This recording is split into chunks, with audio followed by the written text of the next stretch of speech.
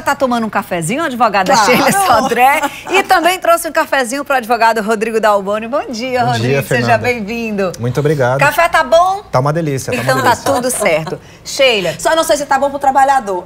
então, a minha primeira pergunta, tá bom pra gente? Olha, eu tava discutindo esse detalhe com a minha irmã, que ela é bem mais socialista, bem mais o indivíduo, né? E a gente discutindo isso, falando sobre salário americano e salário brasileiro. E que nos Estados Unidos a responsabilidade de contribuição social, de alguns detalhes, ele está direcionado para os indivíduos. No Brasil, não. A responsabilidade é da empresa, é ainda do Estado, que tutela esse cuidado da contribuição, de pensar no futuro.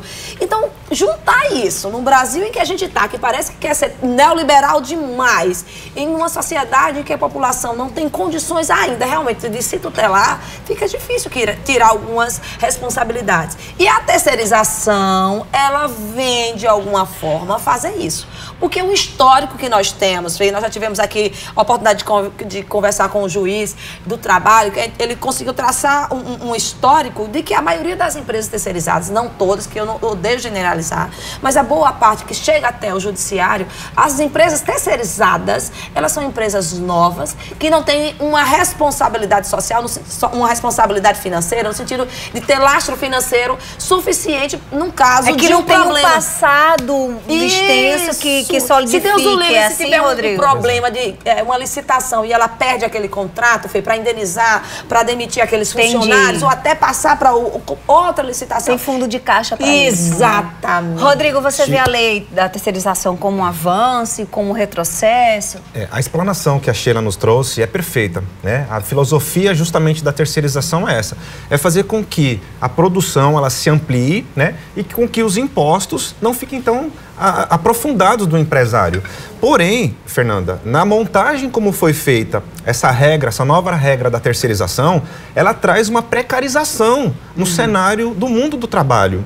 Porque nós vivemos no Brasil, Sheila, como você sabe, uma realidade muito, mas muito diferente do que vive lá nos Estados Unidos ou mesmo em vários países da Europa, aonde o trabalhador ele tem uma carga bem maior de respeito e aonde o próprio trabalhador, como a própria Sheila mencionou, ele tem autocapacidade de fazer o recolhimento dos tributos, isentando um pouco o seu empregador desses recolhimentos. Porém, nós estamos no Brasil.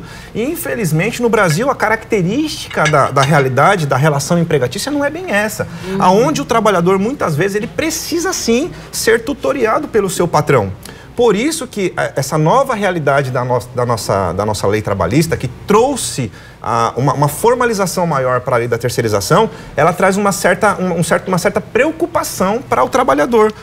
Vamos ver então o que é que muda, né? Porque talvez o pessoal casa dizendo, e agora? O que é que vai mudar? Vamos ver aí na tela. E as telinhas pequenininhas. Vamos aqui levantar, vem pra cá, todo mundo.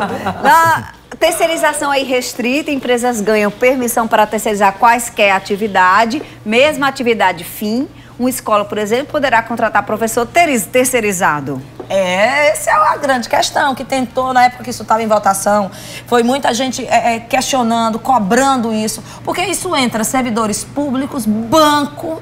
Imagina, porque antigamente estava restrito à área de limpeza, à área de segurança, né? Limpeza de termo geral. Agora não. Agora pode ser essas atividades fins, como é o exemplo que ele está dando da escola. E a preocupação que a gente vinha falando, e foi até um comentário que ele está fazendo nos bastidores, é o que vai fazer uma empresa que já tem os funcionários, por exemplo, pagando R$2.000 a um professor, ele vai demitir esses funcionários e passar a contratar esses funcionários por meio de uma empresa terceirizada. A minha pergunta para Rodrigo Rodrigo, tem um prazo para acontecer isso? Tem, por sim. exemplo, eu sou aqui, sou apresentadora, carteira assinada na emissora, tal. Aí você diz, ó, é o seguinte, vai ser terceirizada a partir de agora. Com quanto tempo ela pode me recontratar nessa nova realidade? Nós tivemos, Fernanda, duas alterações, como você mesmo mencionou. Em março, tivemos uma alteração legislativa que trouxe novidades para a terceirização.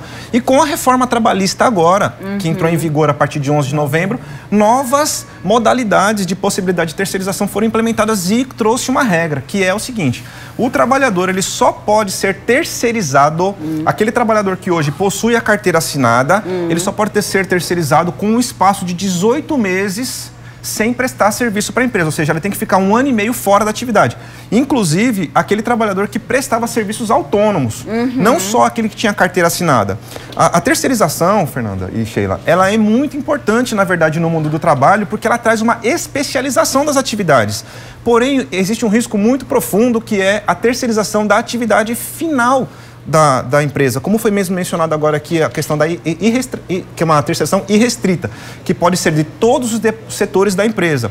Isso pode precarizar a relação, ou mesmo como se fosse, por exemplo, num hospital, um médico ou numa escola, o professor poderá ser terceirizado. Então, isso pode, de uma forma geral, trazer uma precarização da relação, da prestação, inclusive, dessa atividade. Acontece também no serviço público. A partir de então, todas as funções de Estado também poderão ser terceirizadas. E como é que fica a história do concurso público?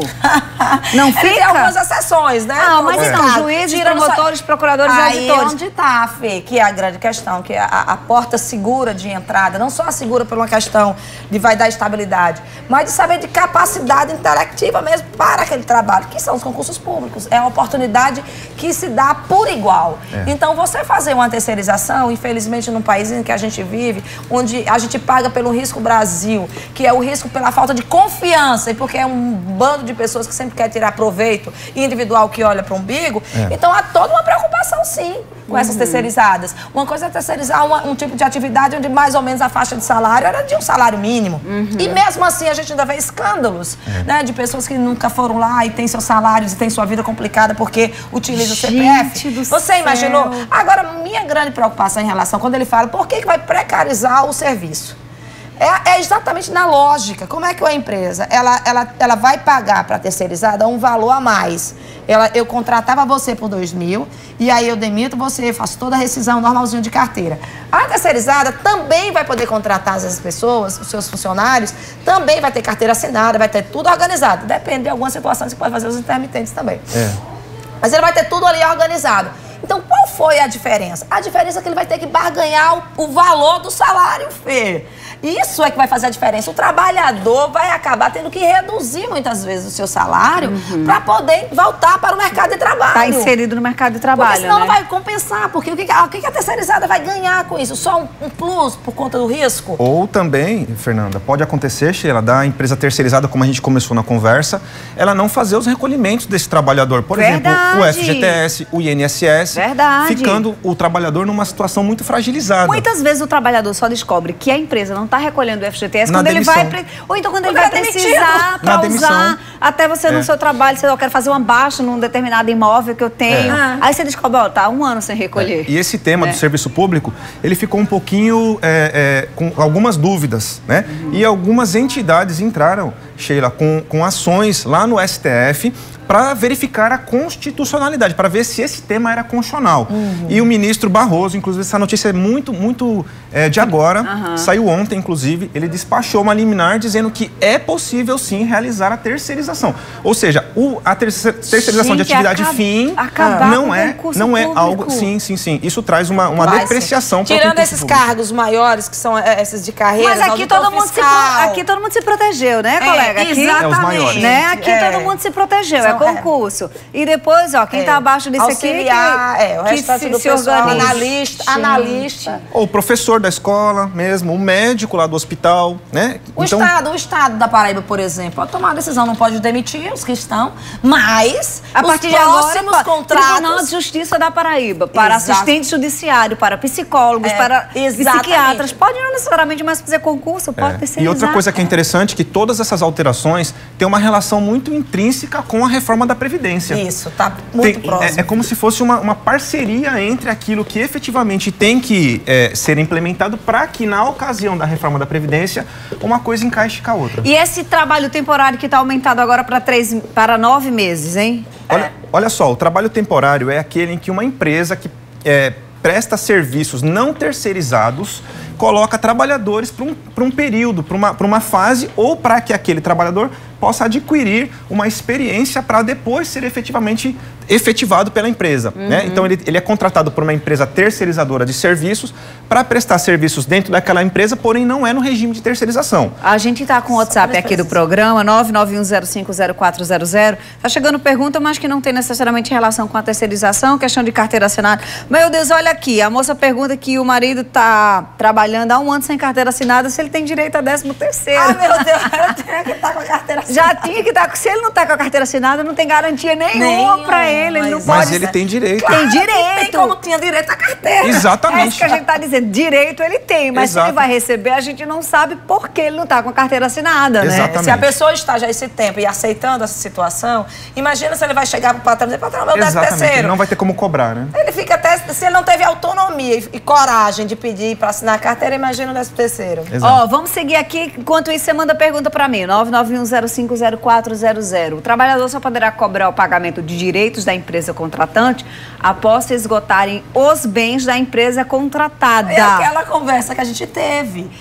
Por exemplo, o que tem hoje no mercado, o que teve no mercado, se terceirizava e as grandes empresas eram para órgãos públicos, para a universidade, na questão da limpeza da universidade, a questão de segurança, né, de universidades, de hospitais públicos. E aí era uma demanda alta, altíssima. Então você pegava uma empresa terceirizada em processos licitatórios e aí quando menos espera, os atrasos que normalmente acontecem de repasses públicos são repassados ao trabalhador.